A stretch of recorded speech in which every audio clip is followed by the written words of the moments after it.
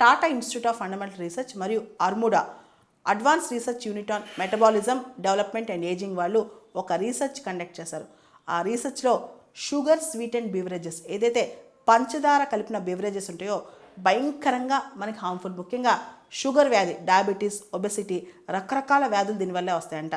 వీళ్ళు ఎలుకలతో కొన్ని pre clinical trials చేశారనమాట.